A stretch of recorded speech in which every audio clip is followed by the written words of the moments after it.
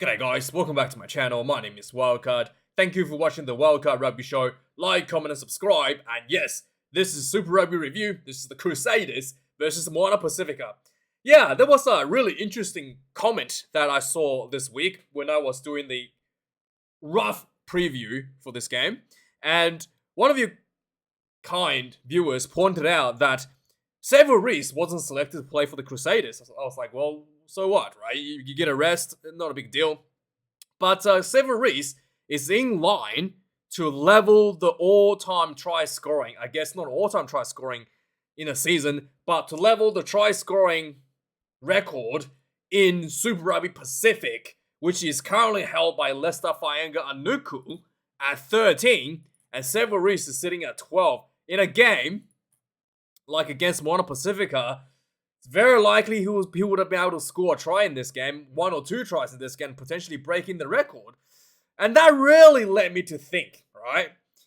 This coach, Rob Penny, is he really that petty to deny the best player, the most consistent player, the hands down one guy that's keeping the Crusaders in the hunt for the top 8 alive because he was able to get the team?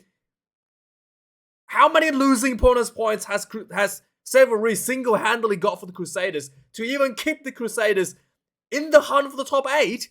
And for Rob Penny to just cut the top poppy and deny him the opportunity to achieve a record, it's just really unbelievable. And this tells you everything you need to know about why Crusaders are losing, why Rob Penny is the worst coach ever, how petty and how small, petulant of a person he is to deny his best player this once in a life opportunity to achieve a record in Super Rugby. Just utter pettiness. And you wonder, how did he get the job at the Crusaders? Who decided that he's going to have the job? And who decided to extend his contract for 2025? It's disgraceful. I mean, I don't know what else to say.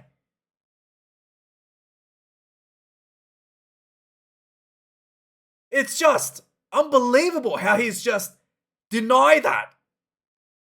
Denied the guy that brought your team everything this season, single-handedly. Without Xavier Reese, you wouldn't even have the bonus point to be in the hunt for the top 8 right now. And he's gonna do this. Unbelievable. And yeah, and he did make the point in the pre-game that Xavier Reese played pretty much every minute of the entire season. Yeah, exactly. When you needed him, you had him play every fucking game without a break. Now it's time for him to get some reward for himself for his own record. Go sit on the bench. Just awful person and an awful coach. Should not be a coach altogether. Anyway, moving on. So, also, this game, Crusaders scored their second more try of the season. Again, how can a coach turn one of the best, most dominant line-out operators, more try-scoring machines? Cody Taylor is one of the highest try-scoring, has actually one of the highest scoring try records because of the dominance of the more tries. And how this coach is able to turn this team to not able to score any more tries until this game, beyond my comprehension. And how is he still employed is even more of a fucking mystery. Anyway, let's talk of something a bit more positive. And I guess, anyway, let's move on. So yes, this also was the game where it marks the end of the road for a number of, veteran players that we watched and enjoyed them for so many years. Owen Franks, Ryan Crotty, Sakobi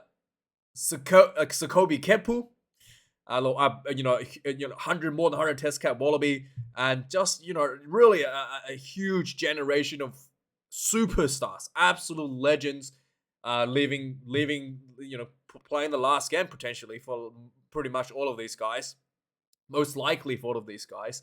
And Joe Moody is going to leave the Crusaders as well. He's not gonna retire. He wants to continue playing, so he'll be looking for a contract somewhere else. And Christian Lealiafano might be playing into test matches after this, so he might not completely go out as well, but he is also probably the last Super Rugby match for him. Christian Lealiafano. Out of all the players, Kepu and Owen Franks is my in the prop union.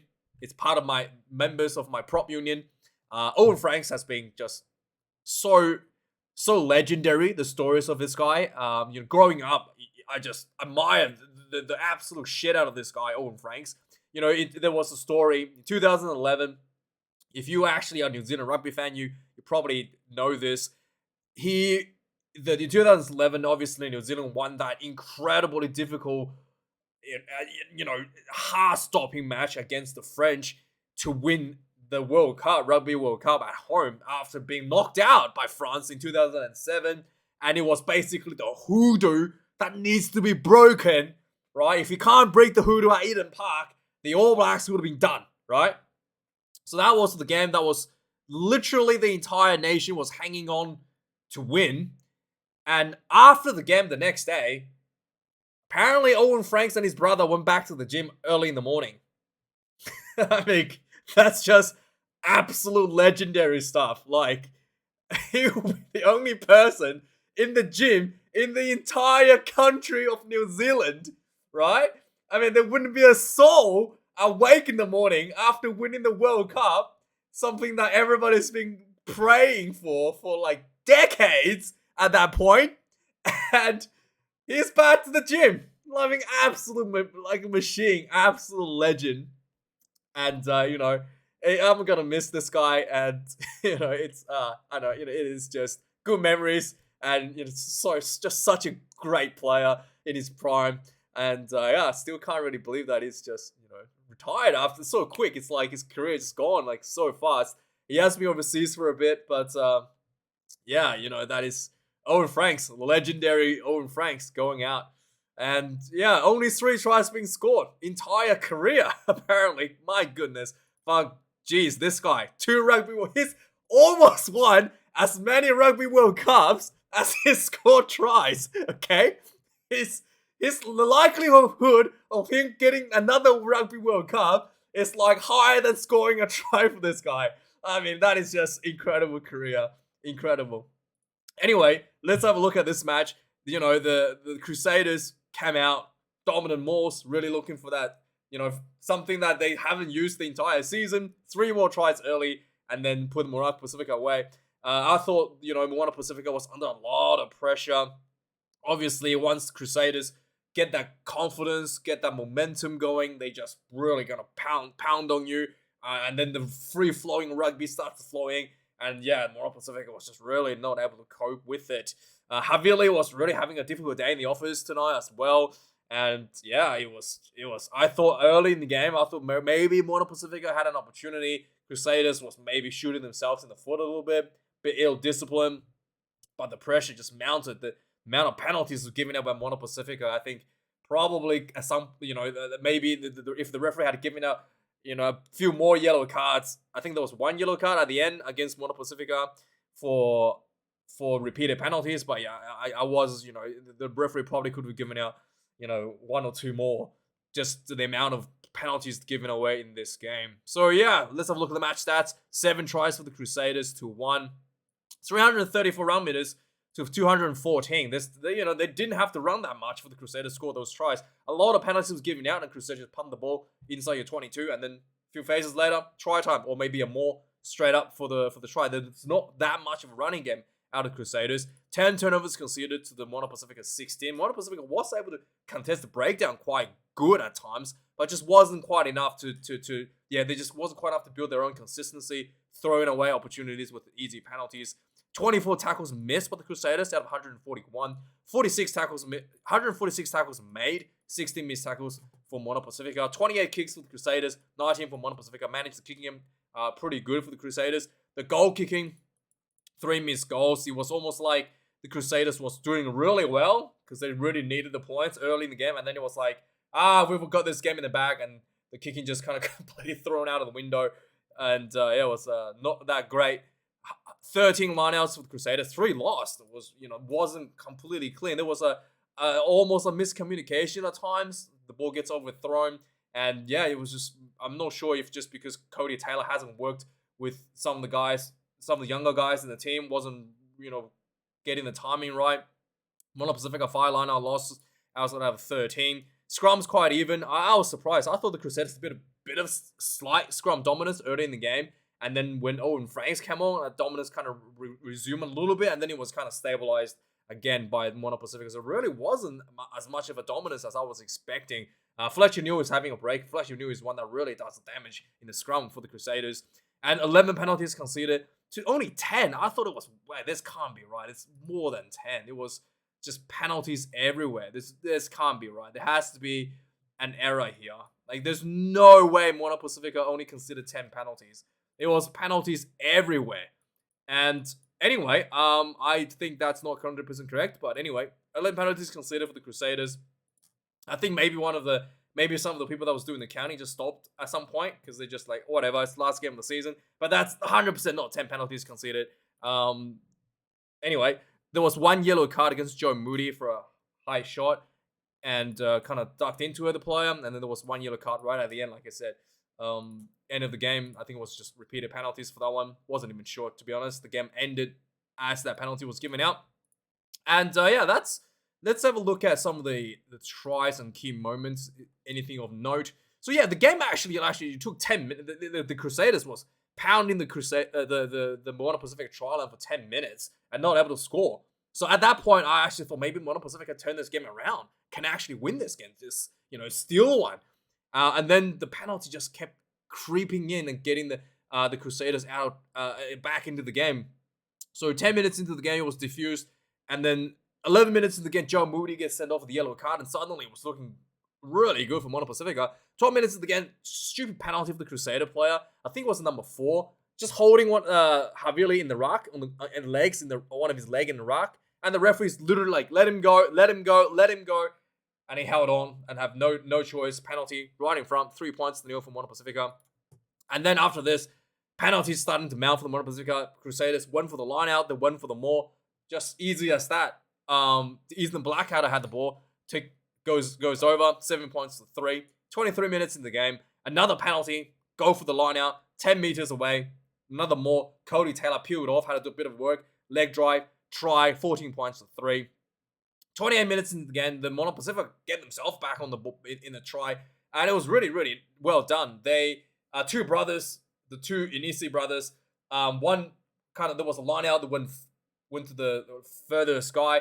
There was the ball kind of like the ball got I think it was looped around to about the 10 position, and there was a nice inside ball to Inisi, crashed through. He had 3 people trying to tackle him as well. Pumped the legs through, grounded the ball. Try time.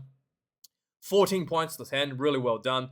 32 minutes into the game, there was another penalty, another line out, another more for the Crusaders. Rinse and repeat. Cody Taylor goes in for another try, and there was the penalty was actually for deliberate knock on. So that's probably where the yellow card. I'm pretty sure there was not a yellow card at the end of the game. But anyway, like I said, I think people stopped counting these penalties. I'm pretty sure there was a yellow card right at the end of the game. But anyway, let me know if I was just being delusional. But I'm pretty sure there was a yellow card right at the end, and then the game ended. So there was a yellow card here to Inisi. The guy just scored the try for deliberate knock on, leading into this more try. And finally, just before halftime, there was a nice little pressure built by the Crusaders that kept walking the blind side, and eventually Ryan Crotty went in for the try for his send-off, 26 points to 10 at halftime. 46 minutes into the game, a nice turnover by Ethan Blackadder, and this is exactly what he wanted to see from him if he wants the spot in the All Blacks. And the little kick over by Noah Hotham, and the ball bounced awkwardly for Havili. Hotham recovers and grounds the ball and scores the try. And is it just me, or does Noah Hotham looks like Dan Carter as well, just like Rayhana? why is everybody? Is it just me or like everybody looks like Dan Carter in this team, right? Like, where is he? It's like everybody looks like Dan Carter in this Crusaders team. Like, what is going on here? Huh? Is it just me? Like, anyway, so after this 55 minutes, there was a nice, again, Crusaders, nice pick and go, quick balls, and then eventually they kind of like was working on one side and they did a quick switch to the other side, and McLeod cuts through the defense. Try time, 38 points to 10, 55 minutes. And then 67 minutes, there was another penalty advantage to the Crusaders. Johnny McNichol chipped the ball over the top, and it was caught on the full by Springer. The replacement for Sever Reese ran in for the try. At least he made his presence worthwhile for the fans. 43 points to 10. And that was it. The last 15 minutes wasn't too much happening. Moana Pasifika probably had a couple opportunities to try to score right at the end, and then the Crusaders defense was able to hold up. And yeah, pretty sure there was a yellow card right at the last dying second of the game, and the Crusaders just had the ball and kicked the ball out. And yeah, so let me know your thoughts about this game, guys. Like and comment, subscribe. Thanks for watching. If you want to check out the merch, you can find it here. And then yeah, have a good one, and I'll see you guys later. Cheers.